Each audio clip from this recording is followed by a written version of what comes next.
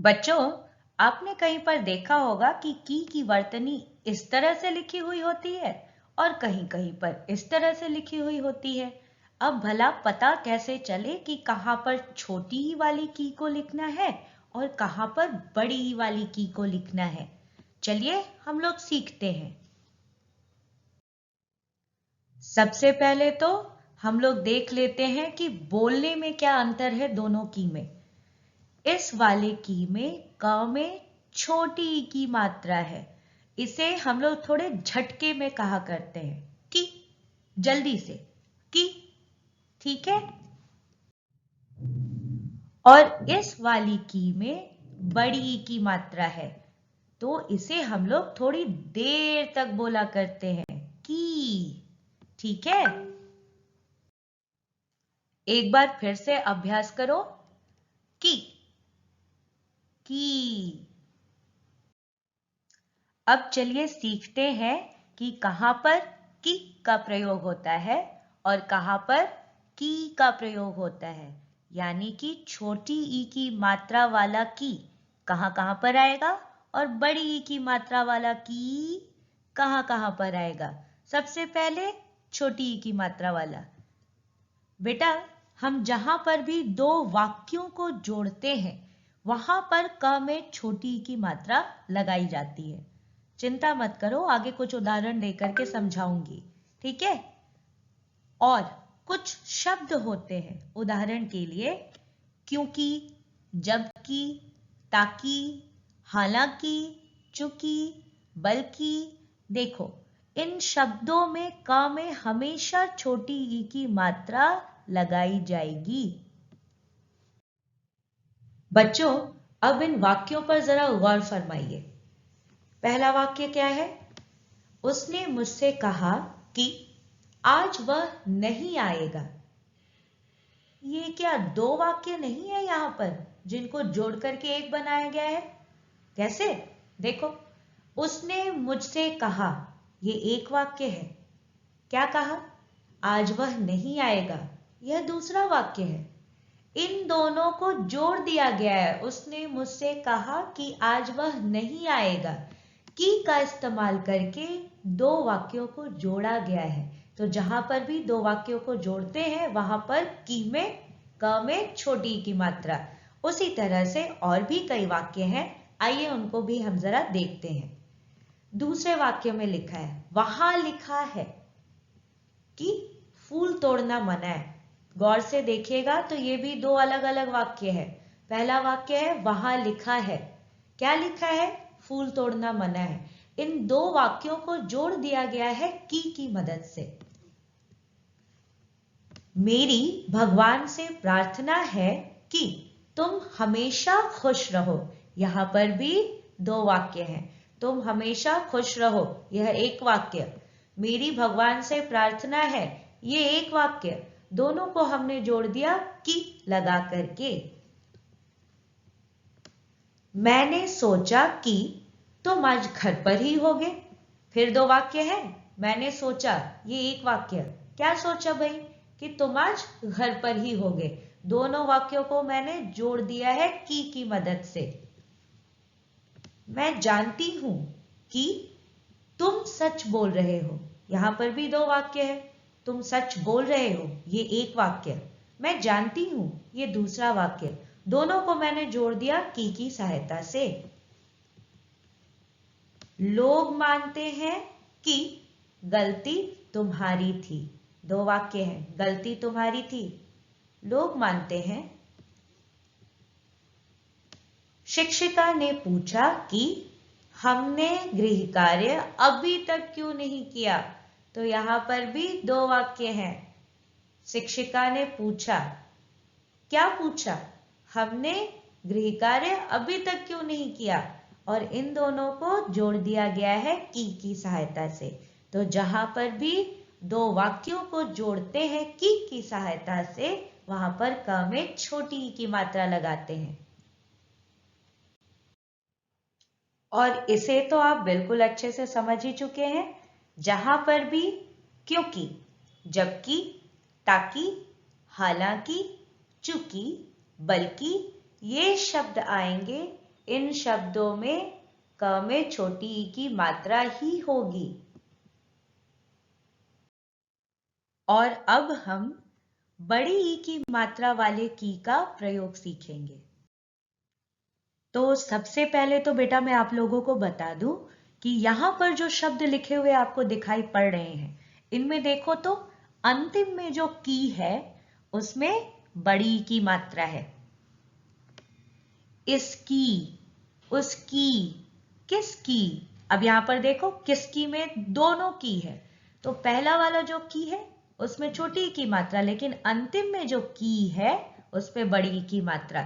ठीक है। जिसकी, जिसकी में भी देखो ज में छोटी ई की मात्रा, लेकिन अंतिम में जो की है उसमें बड़ी ई की मात्रा।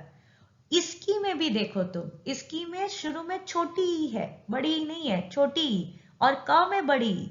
उसकी में भी ऊ छोटा ऊ है। आपकी, उनकी, इनकी।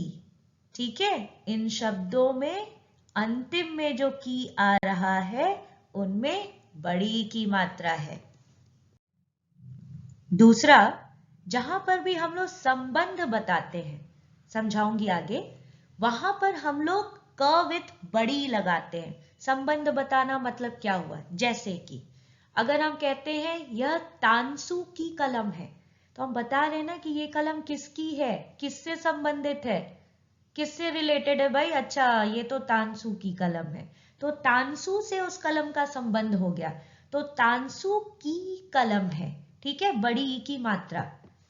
फिर देखिए, पूजा के लिए आम की लकड़ी चाहिए। अब यहां पर भी संबंध बताया गया है, किसकी लकड़ी चाहिए, आम की ही लकड़ी चाहिए, अमरूद की लकड़ी नहीं चाहिए, कटहल की लकड़ी नहीं चाहिए। ठीक है, तो लकड़ी किसकी है, आम की है, तो यहां संबंध है। फिर बेटा, सारंगी वाले की, सारंगी बजाने की, यहां पर भी दूसरा वाला की भी देखो, कला को देखकर सभी दंग रह गए, तो सारंगी वाले की सारंगी बजाने की कला। किसकी सारंगी बजाने की कला, सारंगी वाले की, संबंध बता रहा है। विदिशा की कला, अपराजिता की कला, नूतन की कला, अपूर्वा की कला। कला का संबंध किससे है, अपूर्वा से, नूतन से, विदिशा से, अपराजिता से। तो सारंगी वाले की सारंगी बजाने की कला। अब देखो ना, कौन सी वाली कला, सारंगी बजाने की कला, तो ये वाला की भी बड़ी की मात्रा के साथ है। ठीक है, धीरे धीरे समझ जाओगे प्रैक्टिस करते करते। फिर शौर्य की लिखावट बहुत ही सुंदर है। अब ये जिस लिखावट के बारे में बात कर रही हूं, उस लिखावट का संबंध किससे है, शौर्य से, क्योंकि वो लिखावट किसकी है, शौर्य की है। तो शौर्य की लिखावट जो आप लिख रहे हो उसमें की में बड़ी की मात्रा। इन फूलों की खुशबू बहुत अच्छी है, तो किस चीज की खुशबू, खुशबू का संबंध किस चीज से, फूलों से, तो क विथ बड़ी। पतंग की डोर टूट गई, जा, तो डोर किस चीज की टूटी है, पतंग की। डोर का संबंध किससे है, पतंग से है। तो बेटा यही मैं कहना चाह रही थी कि जहां पर भी संबंध बताने के लिए की का इस्तेमाल करते हैं वहां पर की होता है, यानी क विथ बड़ी ई। एक और जगह है जहां पर क विथ बड़ी ई की मात्रा का इस्तेमाल होता है, कोई काम जो हो चुका है, जैसे कि मैं नहाई, मैं खाई। ठीक है, मैंने खाना खाया, मैंने पोछा लगाया, मैंने पढ़ाई की, साथ में मैंने थोड़ी लड़ाई भी की, बड़ी मेहनत भी की। तो ये सारे काम आप कर चुके हो। मैंने पढ़ाई की, आप कर लिए हो, तब तो जाकर के मम्मी को बोल रहे हो मम्मी आज मैंने ढेर सारी पढ़ाई की। You have already done the work of studying here. फिर मैंने लड़ाई की, लड़ाई कर चुके हो, तब जाके मम्मी को बोल रहे हो मम्मी मैंने लड़ाई की।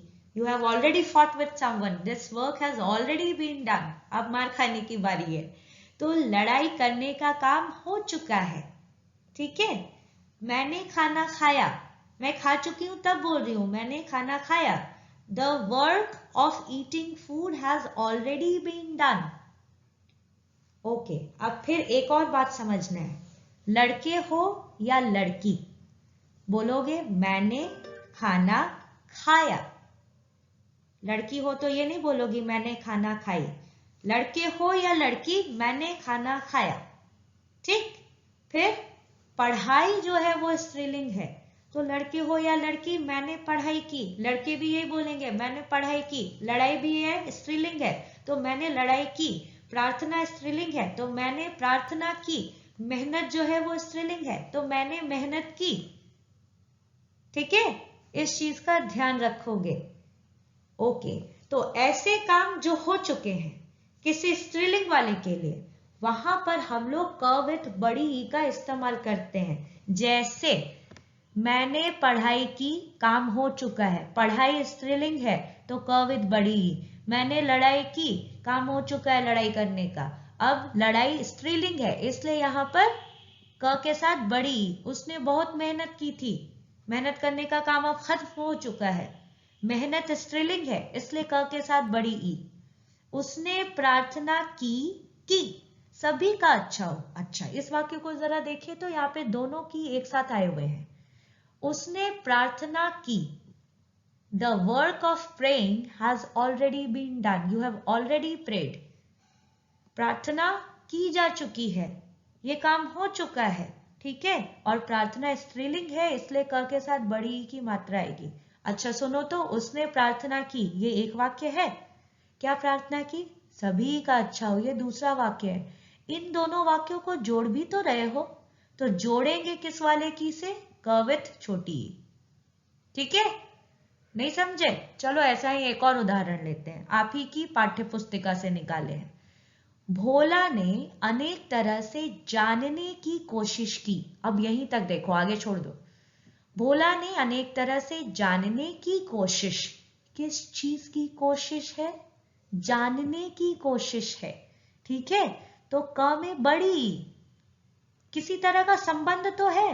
किस चीज की कोशिश? मारने की कोशिश, हारने की कोशिश, जानने की कोशिश, संबंध है। ओके, फिर बेटा जानने की कोशिश की, ये काम ऑलरेडी किया जा चुका है। और कोशिश जो है बेटा ये स्त्रीलिंग, तो क में बड़ी की मात्रा। यहां तक समझ में आ गया? अच्छा, क्या कोशिश की? सारंगी मीठी है या नहीं? तो इन दो वाक्यों को हम जोड़ रहे हैं यहां पर, तो जब जोड़ेंगे तो क विथ छोटी की मात्रा। आशा है कि आप समझ गए होंगे। कितना समझे हैं ये इसे हल करके मुझे बताइए।